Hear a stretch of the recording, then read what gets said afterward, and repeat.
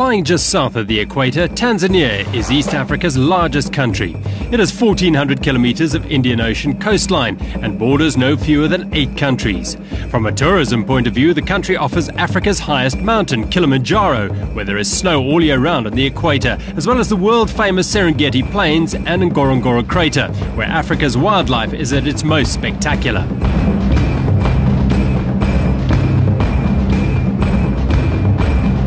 Underwater activities in the warm Indian Ocean draw visitors from all over the world, many of whom choose to stay in Dar es Salaam, Tanzania's biggest city and the bustling venue for the 2010 TANZACAT Open Regatta.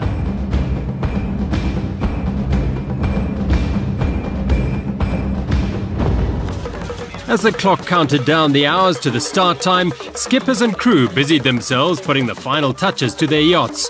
The official opening was a riot of dance, music and general celebration for the locals and visiting crews alike.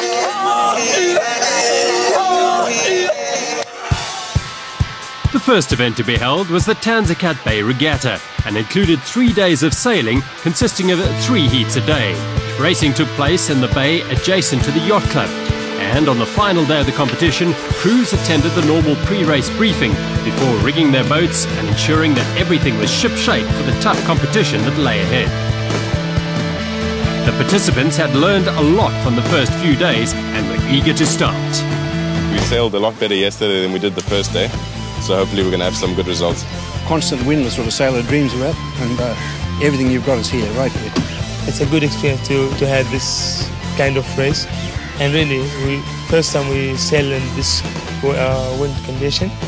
For us it's windy, and we never sail like that. As the yachts were launched one by one, crews were aware that TANZACAT, which began as a small annual event, is now the largest open-class catamaran event in Africa. The first leg of the competition was the Bay Regatta, in the area close to Dar es Salaam, while the second phase, the Zanzibar Raid, took place the following week. Sailing in the Bay Regatta took place between the mainland and Bongoyo Island. There were 3 marks on the course, with the first leg being an upwind beat of 1.2 kilometers, followed by a reach to Mach 2 and then a 1.5 kilometer downwind run. Each race started with a non-spinnaker fleet 5 minutes before spinnaker fleet and consisted of 3 laps. For the spectators, it was all about fun in the sun, but for the crews, racing was intense. After the start hooter got them on their way, the challenge was to stay close to the wind, and first to the mark were Aaron Worrell and Sarah Pipes on a Hobie 16.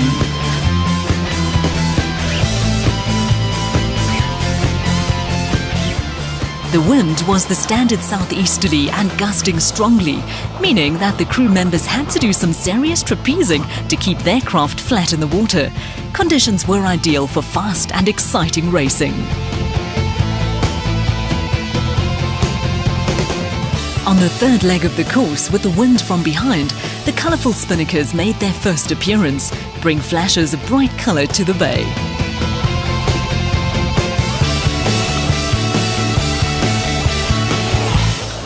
Soon the fleet was well spread out, and the more experienced and skillful crews made more of the conditions, trimming their sails better and generally pulling away from their rivals.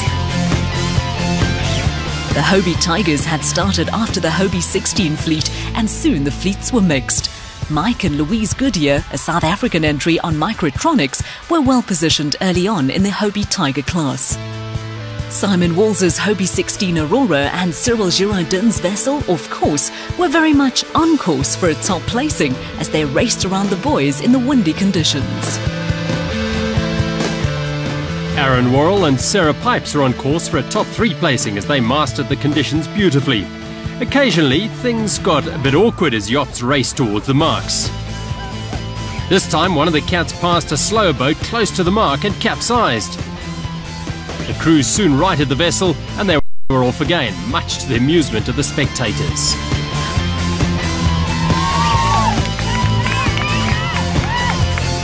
The only harm done was to their pride. After the racing, everyone adjourned for high tea, analysing what had happened out on the water. What it is when you're coming down to a mark, and we're a much faster boat, they're a different class, a Hobie 16. And when you squeeze a tiger up with a spinnaker, it's only going one way and that's going over. So that's essentially what happened. We capsized yesterday, we didn't get a T-shirt, so we thought maybe today we'll get a T-shirt. Finally, the racing was done. The sun set over the bay. Father and son team of Blaine and Peter Blaine Dodds were the overall winners of the Bay Regatta, with David and Janine Crate second and the Worrell Pipes team third. This is our third one, and the main thing is we actually enjoy sailing as a family, my son and I, and really come out here just to have a lot of fun, enjoy ourselves, enjoy the waters of Tanzania, and it's really great here. The winds are great and the people are great. Aaron Worrell and Sarah Pipes were the Hobie 16 class winners in the Bay Regatta. Well, we didn't really have much of a strategy. We just headed over here for a bit of fun. We like a fair bit of wind, being from Australia, so we had a lot of wind out there, so I think it went our way. The National Sports Council of Tanzania was a proud supporter of the event. We are trying to promote the sailing sport as a sport in our country, and we have seen what the TANZACAT have been doing. They have been doing great, and that to us is one of the effort, and to us is one of the success, because we didn't expect to have such a competition like what has happened today. And with this one, and as a nation, we are proud of what has happened today. Peter Fuel of MultiChoice was impressed by the development that is happening in sailing. What's quite fantastic about the Dar es Salaam Yacht Club and many of the folk over here is they've played a lot of emphasis on development of people over here, development of sailors. I understand that the Sports Council of Tanzania have given sailing their blessing, that the Sailing Association of Tanzania also has been very involved in developing young sailors. And I gather that, I think it's the 2012 All Africa Championships for Optimists will be held over here. And I've got no doubt there'll be a lot more Tanzanian sailors taking part, which is very exciting for all of us. For Supersport and DSTV, it's a wonderful chance to showcase Tanzania and the beauty of this country to the rest of Africa. Like all major international sporting events, the TANZACAT has a charity element. It's an organization which was created 15 years ago by a small group of people very committed to helping persons living with disabilities. Today it serves about 120,000 people every year through 10,000 surgeries. And it links to TANZACAT because the sailors have come all over the world to not only sail on the fantastic waters of this Indian Ocean in Dar es Salaam, but also some funds have been collected by the sailors in order to impact young children born with an impairment, such as knocked knees, such as children born with club feet, children born with cleft lips and palates. And so each time TANZACAT occurs, this organization enjoys some funds in order to impact the lives of children. I really want to say thank you to all the participants of TANZACAT, because all their contributions are going straight to the people of Tanzania. This is the only way we can actually afford and give them free treatment and high quality treatment. And if anyone wants to give a contribution, you can always go to our website, which is www.ccbt.or.tz. The day before the start of the Zanzibar raid, Timo Mann went shopping at a local market appropriately named Slipway.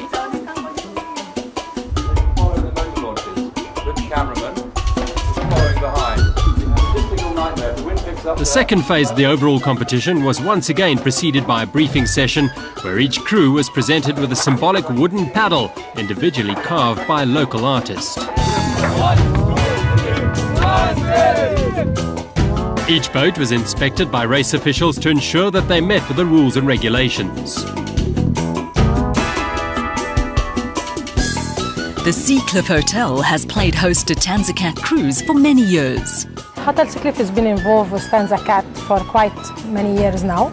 It's not been the first year, being that lots of our corporate companies are involved in the event, and it's kind of giving back as a support to our corporate, especially the MultiChoice, the DSTV provider here in Dar es Salaam. They've approached us for support in terms of accommodation, and we gladly offer it. The hotel is a 5-star property. It's been operating since 1998.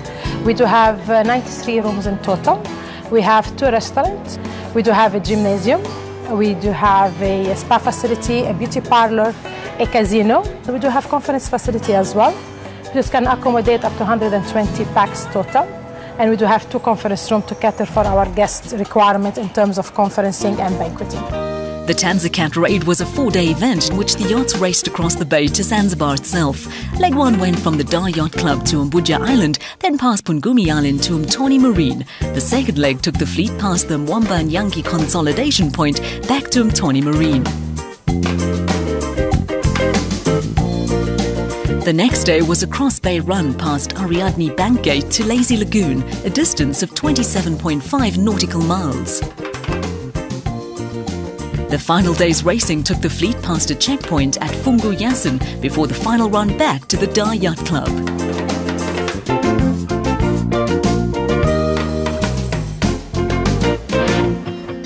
Before the start of day 1 of the raid, the crews were busy making final adjustments to their yachts. Each day would see racing of more than 3 hours for these sailors, so everything had to be perfectly shipshape. Everyone involved was keyed up and excited before the start. I said I was going to do the TANZACAT, but I didn't know who I was going to do it with. I put a message out on the email, and I got one person. He said he can only do it first part because his daughter's doing the trick.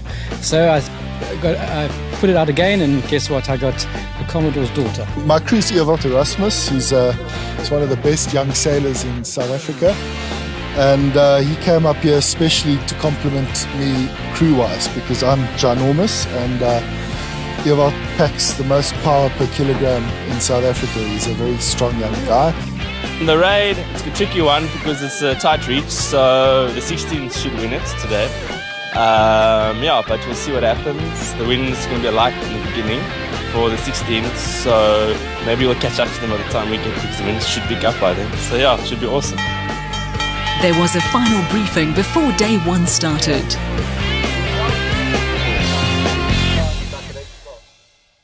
Day 1 route is approximately 42 nautical miles from the least distance track. It goes from Dar es Salaam Yacht Club to Mbudia Island, which is northwest.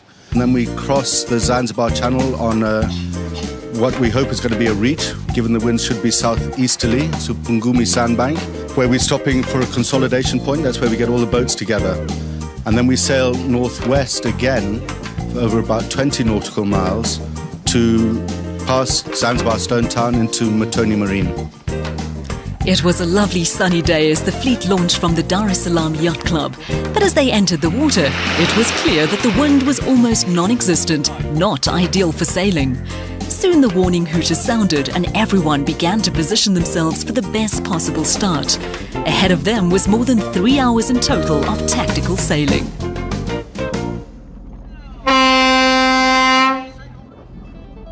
As the Hobie 16 fleet milled about before the start, the crew of Boat 20, Robert and Nikki Nieuwenhuis, set about the task of getting to the consolidation point on Pungumi Island.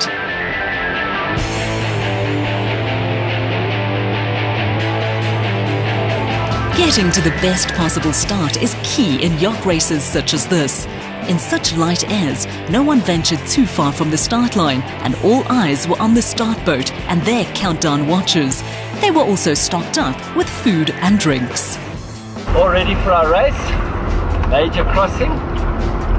All prepared. Water, food, drinks, safety. All we have to do is get there. The final hooter sounded and they were off. Their immediate goal to reach the consolidation point in the least possible